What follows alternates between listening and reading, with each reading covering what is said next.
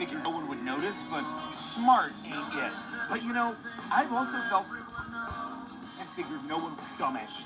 I don't know what you call a party that tried to run an unwrapped mummy for president and figured no one would notice, but smart ain't it. But you know, I've also felt dumber in my day-to-day life, too. I pull up directions on my phone before I go somewhere a mile away that I've been to 100 times. I'm so distractible, I struggle to follow the plot of a 30-minute sitcom, and I've lost countless hours to scrolling the stupidest content ever made on my own, even though I know I'd rather be doing something better for my brain. I mean, we didn't used to live like this, did we? Sometimes it seems like just a few decades ago, all of society was just a lot smarter than we are now. And sure, a lot of that is just nostalgia and the default belief that the past was always better. It's a super easy error to slip into. But is it possible that we as a species, as a society, are getting dumber? Well, the answer, empirically measured, is yes. Look at this graph. According to recent tests, the ability of people generally to read and to think and to do basic math is trending down. This phenomenon is happening in most rich countries, but it's especially strong right here in the U.S. I mean, this is simply a mind-boggling trend line. Humanity had been advancing in our intelligence for millennia, and now we are falling back. So we have to ask, why is this happening? And I really hate to admit this, looks like it might be related to the very internet and smartphone technology I'm using to talk to you right now. In this video, I'm going to go through the evidence for why that is, and I'm going to explain how AI is going to make this problem much, much worse. In fact, it already is. And finally, I'm going to explain what you can do about it. But first, if you'd like to support this channel and the hard work of the people behind it directly, and I really hope you do, you can do that at patreon.com/AdamKana. Story, whereas now Spider-Man movies are just 3 actors standing around talking about the movies they used to be in. Hey, what are like some of the craziest villains that you guys have fought? Seems you've met some of them. I mean, stagnant, only past stagnant, and America was especially bad. A Financial Times article from earlier this year crunched the numbers and it points clear signs that we as humans in the 21st century, not, but will definitely make you laugh. Get tickets at adamconover.net and I'll see you out there. Okay, so let's start by looking at the evidence. There are clear signs that we as humans in the 21st century are losing the basic skills we need to think and operate in the world. A Financial Times article from earlier this year crunched the numbers in a 2023 OECD study of 160,000 people in 27 rich countries. They found that literacy and numeracy skills among adults have largely declined or stagnant over the past decade. And America was especially bad. Close to 30% of Americans now struggle with basic reading and 35% struggle with basic. And both of these scores are about 10 points higher than 2004. I mean, what the f*** that was just 20 years ago. Have we really gotten that much stupider since Sam Raimi's Spider-Man 2? I mean, Spider-Man 2 was actually a good movie with a tragic villain and a real story, whereas now Spider-Man movies are just 3 actors standing around talking about the movies they used to be in. Hey, what are like some of the craziest villains that you guys have fought? Seems you've met some of them. I mean, if this is what we're watching, yeah, we have gotten dumber in the last 20 years. And this decline in thinking, kids' scores are down in science, math, and reading. And the percent of kids who report trouble simply... This decline in thinking looks even scarier when you look at young people. American kids' scores are down in science, math, and reading. And the percent of kids who report trouble simply thinking or learning new things has taken off in the last 14 years after staying stable for decades. And look, that is bad for those kids. It's going to give them trouble later in life if they cannot read or do math. But it's also a problem for society, for all of us, because the OECD study found that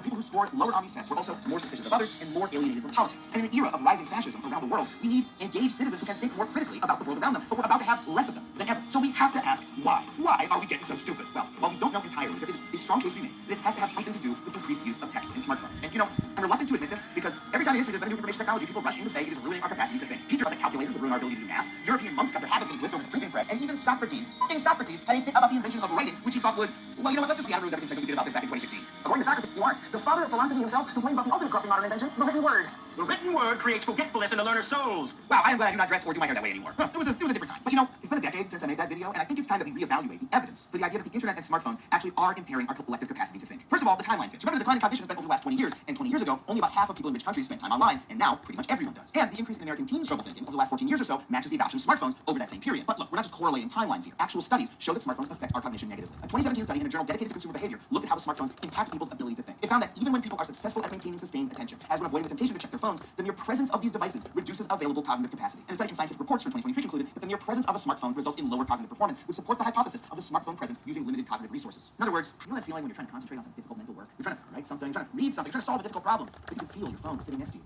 pulsing.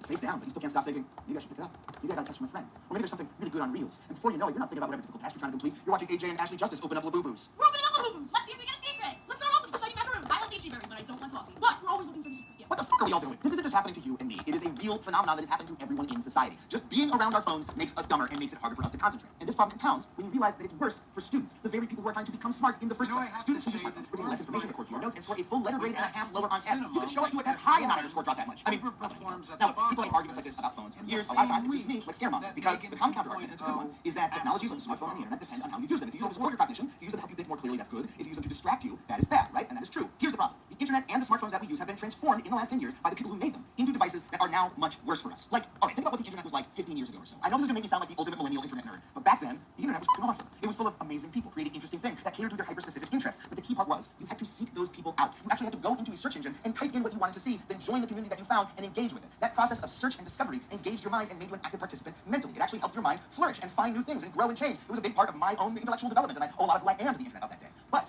the internet has transformed in the last decade from something that we surf to something that is served to us. When you go on the internet today, really what you do is load up one of half a dozen websites: Instagram, X, Reddit, YouTube. I mean, are there any others? That's pretty much it. And then you read what the algorithm on that site serves to you. Yeah, just give me whatever slop, I'll shovel it into my content hole. And if you go too long without doing that, you get a notification on your phone reminding you to check in and get more slop in your trough. We are no longer active participants in an online world. We're passive consumers, rooting our snouts in a flood of garbage. And, you know, the promise of the internet wasn't supposed to be that. It was supposed to be intellectual liberation. It was supposed to remove all barriers to learning, connection, and expression, and help expand our minds. But now, it seems like it's doing the opposite. It's addictive. It's imprisoned us. It's taken away our agency and chained us to a fire hose of content that we can't help but guzzle from. And I want to be clear, this was not a natural outcome of the technology. It did not have to be this way. This was a purposeful business model created by corporations that did it so they could earn more money by making the internet worse. They killed the incredible diversity of thought and idea and communication and instead funneled us into a fucking internet slot machine that keeps our brains hooked on garbage. And you know what? Things are about to get much, much worse. Because we are now entering into the age of AI, which is like pouring gasoline on an already raging idiot fire. And I know idiot fire doesn't make sense as a metaphor, but whatever. I'm stupid now, who cares? I mean, think about it for a second. If you're a student, if you're at that stage of your life where you're trying to strengthen your brain by doing hard mental tasks, well, TikTok might interfere with that by distracting you, by keeping you up watching naked tutorials until 3 a.m. when you should be doing your homework. But it won't do your homework for you.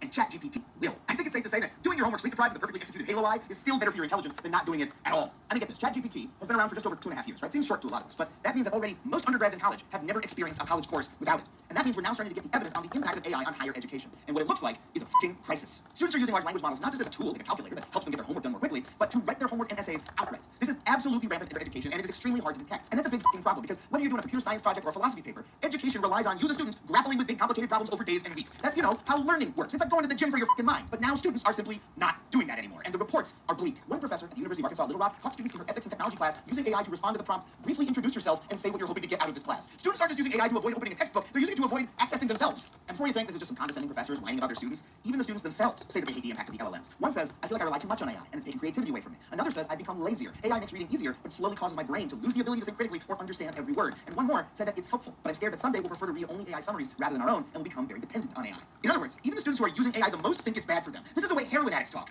Yeah, man, it feels great, but it's gonna kill me one day. And it's not just the people who are, you know, actually using this who are raising the alarm. Research from the fucking companies that are making AI shows that AI degrades human thought and cognition. A study from Microsoft Research found that the more confidence people had in AI, the less critical thinking they engaged in when they used it. And a study from Anthropic, which makes the AI program Claude, found that students were using it to offload the hard thinking, and adds, there are legitimate worries that AI systems may provide a crutch for students, stifling the development of foundational skills needed to support higher order thinking. I mean, this is fucking insane. The companies that are making AI, this product that they claim is going to revolutionize human society for the better, are also telling us that their product is literally making us dumber. This is like if cigarette companies discovered they were giving people cancer, but then said, no, cancer is a feature, are also telling order thinking. I mean, this is fucking insane. The companies that are making AI, this product that they claim is going to revolutionize foundational skills needed to support higher order thinking. I mean, this is fucking insane. The companies that are making AI, this product that they claim is going to revolutionize human society for the better, are also telling us that their product is literally making us dumber. This is like if cigarette companies discovered they were giving people cancer, but then said, no, cancer is coming, and we're all just gonna have to adjust. It's gonna eliminate a lot of jobs, though, and the people who do the jobs. And that's a good thing for some reason. The AI on students is so large that some countries, not the US of course, are actually starting to do something about this. China's major tech companies froze access to AI tools just in order to stop cheating on college entrance exams. Now, real quick, I just want to point out that last source came from this video sponsor, Ground News. So we put a lot of time and work into writing these videos on these complex topics using our human minds. We need, factually, go to groundnews.com/fact. So let's just recap real quick. At the very moment in history when human's cognitive skills have started to slide for basically the... We're living in an extraordinary moment in history. We are at a moment here in 2025 where we have world historic, game-changing technology now starting to scale. But America and the world itself are going through huge contortion. And there's been 3 previous junctures Americans have found themselves in this exact place. And the key piece of it is tipping point. When do you go from the slow build of a thing that's kind of clunky and not really working to you all of a sudden get an iPhone that goes, holy shit, this is the most amazing thing in the world, and then everybody needs it. And what I'm trying to tell you now is we are in the middle of 3 tipping points that are world historic changes that are happening around us. I'm Pete Leiden, I've basically been following the story of technology and its evolution and looking ahead into how it's going to change the world over the next 25 years.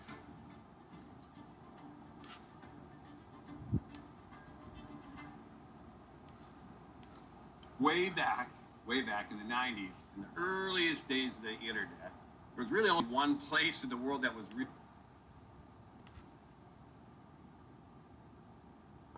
No.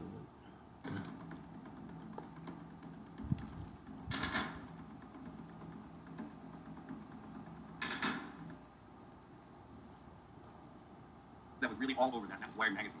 And it was in those early days that the founders of Wired picked on me as someone who had the same kind of sensibility about the nature of these technologies. And so they wooed me to work with them in the early days of Wired. Now, people had no idea what was even going on with me, and really what's email, what's the web. They had no idea how these we've only 25 years ago, like 2003, was the first time humans had ever cracked or understood the human gene. It took $3 billion, and it took 15 years to do it. The cost of doing that from $3 billion had been driven down so far, it was $1,000. It's now at the point where it's about 100. And eventually it's going to keep driving down to $50 or nothing. It's not just the same level, it is twice as fast. We can now essentially design these things for outcomes that we want to happen cheaply and easily. So the technology story of today, AI, clean energy, human bioengineering, is kind of familiar. The next several iterations here, though, I think is putting a bigger lens on this one lens. It gets us back to what we're describing as what's happening in America is a once in a year pretty much. And in fact, it's even possible that what's going on here is essentially the early days of building a 21st century civilization. And so when you think about that, you go beyond the technology. That's like the foundation. And so the next thing up, I think, from technology is you start to think, okay, well, what could you build with those technologies? What kind of economy? The economic system that we from technology. You start to think, okay, well, what could you build with? So when you think about that, you go beyond the technology. That's like the foundation. And so the next thing up, I think, the early days of building a 21st century civilization. And so when you think about that, you go beyond it. Possible that what's going on here is essentially the early days of building a 21st century civilization. And so those technologies, what kind of third for that one has not been working for 80%, and it's gotten to the point where they just have not. So it's crazy times. We could be at has not been working for 80%, and it's gotten to the point where they just have not. So it's crazy times. We could be at a point in the world right now in 2020, and it's gotten to the point where they just have not. So it's crazy times. We could be at a point in the world right now in 2025 where they just have not. So it's crazy times. We could be at a point in the world right now in 2025 where we are watching the beginnings of a shift from financial capitalism, born and raised out of the Enlightenment, to essentially some version of a sustainable capitalism. We're going from a world of representative democracy, which was a brilliant move forward, to essentially a digital democracy. And we're also going to go from a world of nation states, which again was a great breakthrough from empires and colonies of the past, to some kind of global governance that coordinates the 10 billion people on this planet. That's the level of change I think we're actually heading into. That's the level of change I think your kids are going to be wrestling with, and that's the level of change I think America's going through now. And the quicker we start to wrap our heads around that challenge and kind of scale it of the invention we're up to, the better off we're going to be. And kind of heading into. That's the level of change I think your kids are going to be wrestling with, and that's the level of change I think America's going through now. And the quicker we start to wrap our heads around that challenge and kind of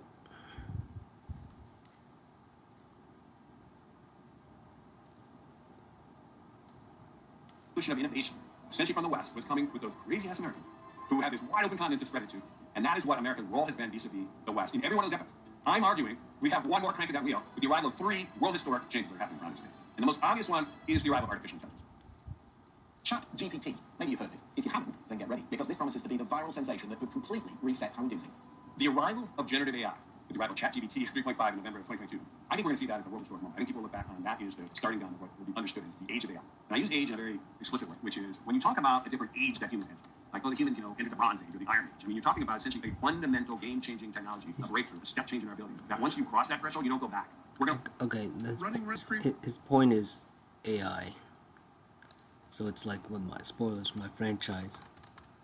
I'm talking about an AI consciousness. That's so I was right. Spoilers in the season 2, I think I ended. Paul becomes conscious, so I guessed correctly. AI, well, it kind of. What it is AI will take over on everything. Overall. So reach consciousness in that sense, not actual consciousness. Huh. So that's it. I think I figured it out. Well, now we got it in real time. I think I did figure it out. It's peak intelligence. 2025 is peak intelligence. With AI taking over everything. Huh. I think that's it. That matches. It actually matches. Yeah, that actually matches. Totally matches.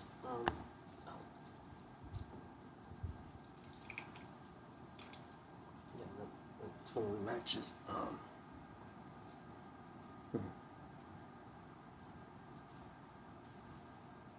So that's it. If that's the so that's the singularity. I think that's the singularity. There might be multiple singularities, but I think that's it.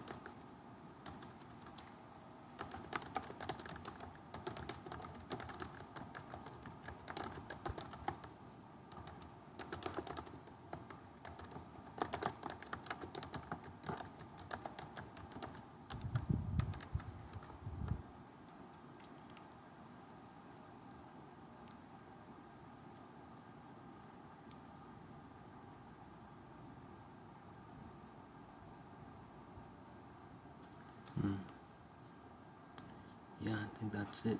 Alright, let's see what the, not him. Hey guys, John here, and I just got finished watching episodes 4, 5, and 6 of Iron He looks scared.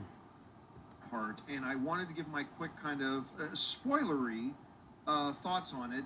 This will contain spoilers to the show tonight, so only watch this if you are either not going to watch the show or if you have already seen the episode. Okay, so first of all, I gotta say, for the most part, pretty terrible. I mean, I'm sorry you weren't able to make a hot. Okay, maybe he's scared because he's in the MCU. That's the whole thing. All this time, the only time I considered him MCU is because Disney invited him over. This guy, this son of a witch, is actually in the MCU. His own secret identity. Bastard. I can't call him a bastard. He might be, but he's in the freaking MCU. All this time. Can't be you son of a witch. Operating version of an. So him viewing a franchise that he's actually in is ironic. And he works in the movie theaters. That's actually quite amazing. He works in the movie theaters, he's in the movie, and he reviews it.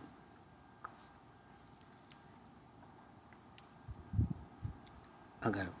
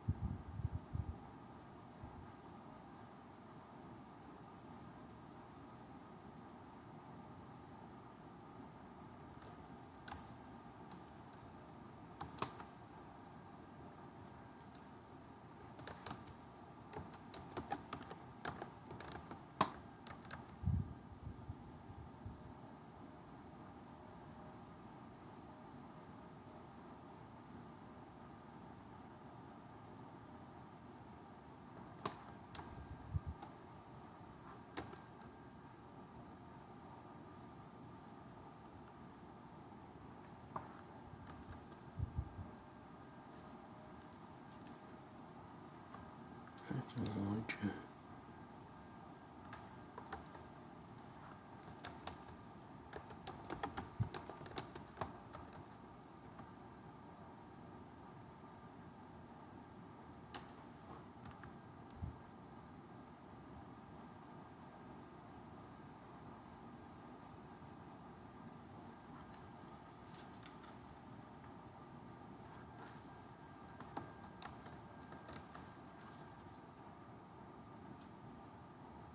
iron suit in one day out of a car?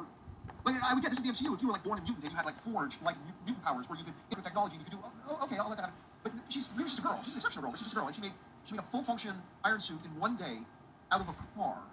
Oh, but she had the help of a 10-year-old boy in the neighborhood. Oh god, yay! And then I'm sorry, they were able to make a functioning cyborg out of Ezekiel Stain in a few hours. They were able to do that. Like no superpowers. So I just okay.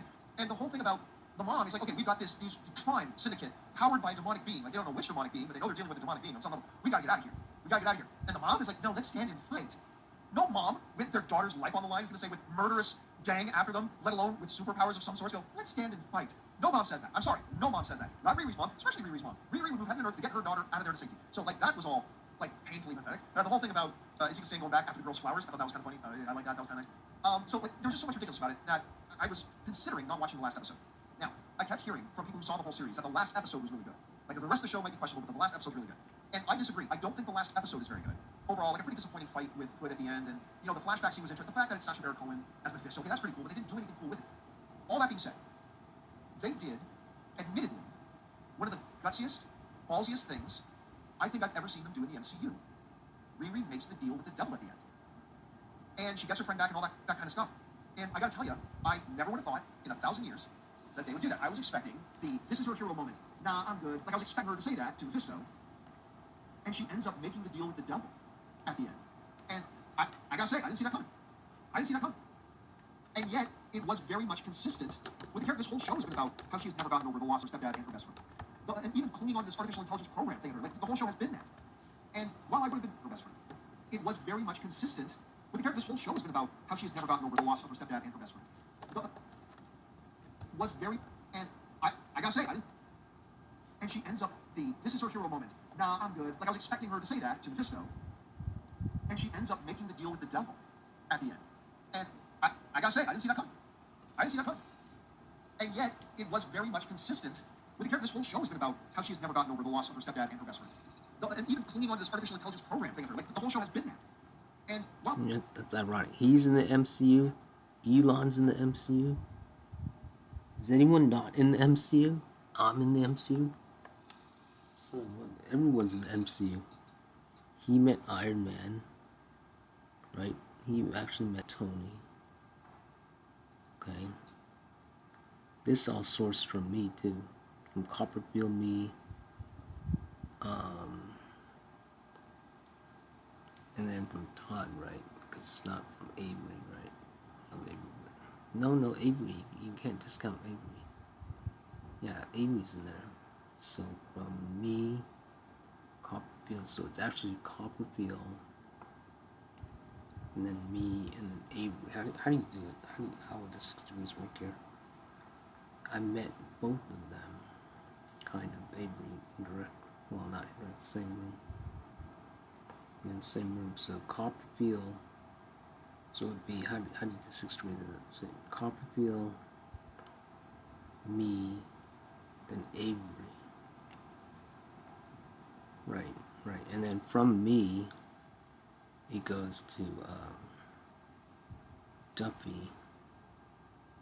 And then from Duffy goes Orlando. Orlando goes Happy. And then Happy goes to Tony. And then Tony goes to how does it go? Tony goes to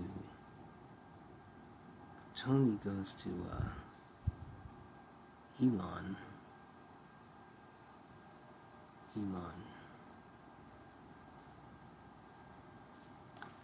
Wait, when did the Incredible Hulk come out? It's kind of funny. So the MCU's everyone's involved. I know when it was.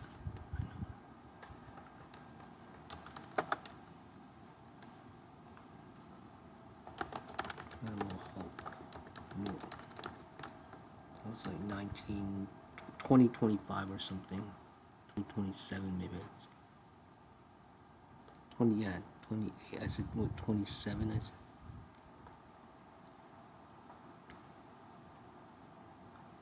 So that was when Iron Man came out.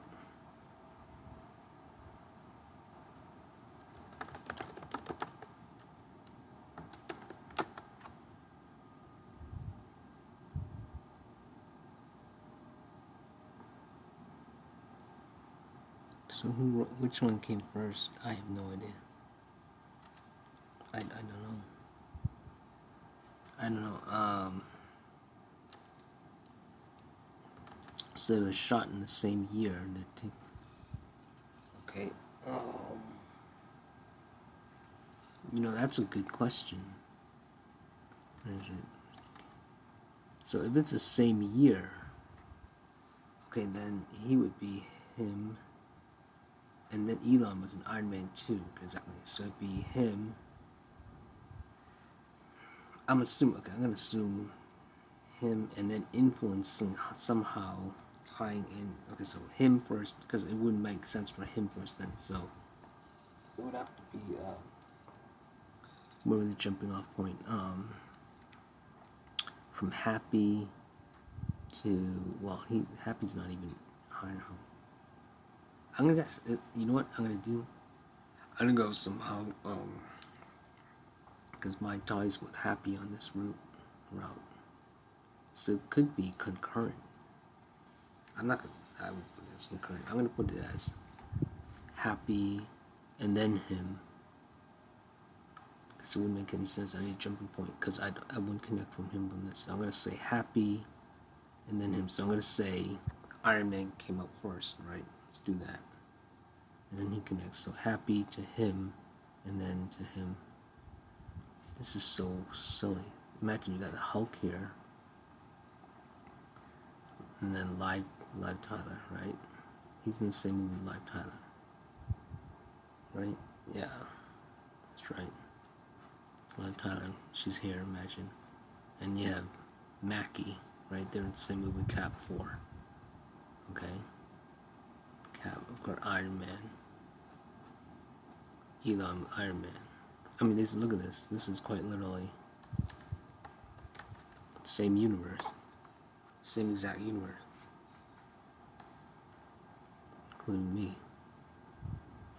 With Quicksilver. This is getting really weird. No, don't say weird. Well, I would have been perfectly okay with the boring stereotypical thing at the end saying, nah, I'm better than that. I can move on, or nah, I'm good. It's so funny. Even the news people are. What's his name? Who does that stock stuff? I forgot his name. Or whatever she would say to Gusto, tell him to screw himself. Oh, no, yeah, but her saying yes to the deal was actually very consistent with what they did throughout the show and what we know of her and her character and where she's at emotionally. Do I think Ironheart was a good show? No, I'm sorry. It had some things going for it. And even the little gang at the end, like I always thought the gang was kind of terrible, but even that at the end, like you're trying to make us feel somewhat sympathetic for this gang of characters. When just at the drop of the thing of just put acid, I want you guys to kill Riri. And they're like, let's just kill Riri. And they're literally in there committing murder. They're trying to kill this girl. It's like, I'm sorry, how am I supposed to feel any empathy?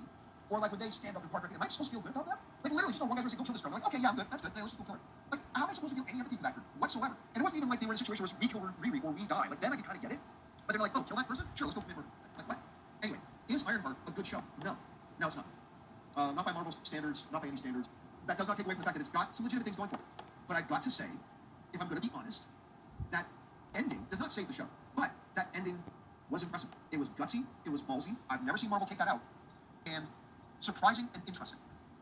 Surprising and interesting are not things Marvel's delivered a lot of, especially lately. But as somebody who does not like the show, and In the circles, I'm thinking Iron, the Iron Reactor, the Arc I Reactor. give it a thumbs down. I still have to be honest and say that was curious, man. I'm impressed. Full marks, full credit for that. Especially as a really, it just makes it too bad that it's such a great ending to an overall quite disappointing show. But again, the ending was great. And again, this is a show that nobody paid attention to. It came without anybody noticing it coming. I think it's going to go out without anybody really noticing it's going out. But again, I gotta give credit where credit's due. Where's she It's from? a solid, I know her surprising from somewhere. twist, very out of character for Marvel, kind of ending, and I give them credit for it. It's too bad the rest of the show couldn't have been good, but I'll at least give them the ending. Anyway, those are my quick thoughts on it. I'm not going to do any kind of in-depth review right now. These are just, my quick thoughts for the moment, and we'll talk more about it on the John Campy show. But I don't know if we're going to spoiler details more. Maybe we will. I don't know, but those are my quick thoughts. What do you... No, they did not. Breakfast. Thank you. Screaming, you know what's going to happen. She's so funny. We've come stomping into your hearts and minds with yet another Jurassic movie. They just keep making them because they keep making these mutant dinos. Like, when will we learn not to mess with science? Apparently not yet, because it's summer and we need more thrills. This is Jurassic World Rebirth. This is a Jurassic World movie that is wonderfully free of Chris Pratt. But has people in working on this. Coming out with us, it is officially summer. I mean, I guess it's been for a little while, but like you've got a big dumb dinosaur movie. Here we are. Alfonso, what is Jurassic World Rebirth? So we've reached the point in the Jurassic World series where the dinosaurs are annoyances at this point. Like, the world has moved on. No one's interested in anymore. Nobody wants to go to the museum and see the exhibition. Certainly nobody wants to go to the theme park, because we saw that. And when the film opens, we have Rupert Friend as a representative of Big Pharma, so you know he's the worst. And he hires battle-scarred warrior mercenary Scarlett Johansson, put those words together in a sentence, to lead an expedition to grab dino DNA from the flying kind, the swimming kind, and the land kind to create a new heart medication. Also on the team is Jonathan Bailey as a paleontologist who's never actually been near a living dinosaur in this world where there are living dinosaurs, and Mahershala Ali as the guy who does boats and stuff for Scarlett Johansson. Off they go.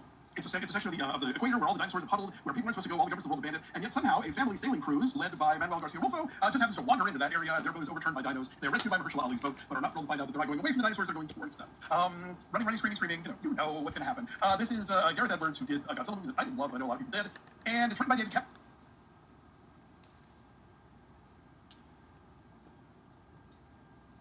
Who wrote the original movie, and who wrote Black Bag this year, so I think maybe he used up all the good stuff for that one, because here, and it's written by David Kep, who wrote the original movie, and who wrote Black Bag this year, so I think who did a Godzilla movie that I didn't love, but I know a lot of people did.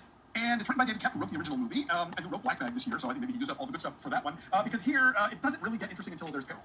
The peril scenes are great, but boy, they make you wait to get to the peril scenes. You have to literally and figuratively slog through the jungle to get to the peril. Gareth Edwards also did Rogue One, and he did The Creator. Yes. And I feel like when we get to the dinosaur sequences, he's got a great sort of like epic scale. You know, you definitely can follow like where everybody is, whether or not you care about whether they get eaten or not. You know where they are, and like there's a thing with Jonathan Bailey like touching one of the dino legs, like looking up at it and just wonder, like trembling, all the red tears. All their tails swirl around. That's one of the only moment in the movie where I got that like 1993 Jurassic Park, oh my god, moment, which I think these movies have been unsuccessfully chasing ever since. Totally, and you see like a giant dino print in the sand, and even that kind of imagery just doesn't conjure the kind of fear that it used to.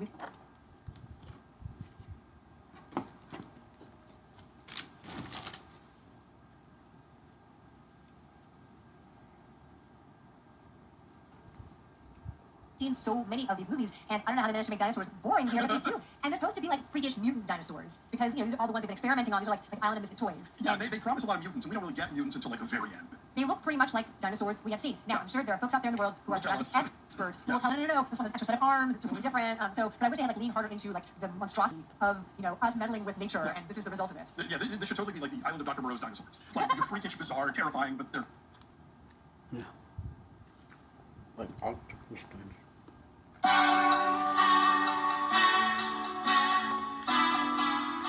My name is Johnny Valentine. I'm a singer, content creator. What inspired me to make my merch, honestly, just seeing loads of comment.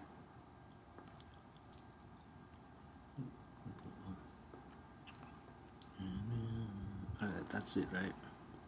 I think we got the gist of it.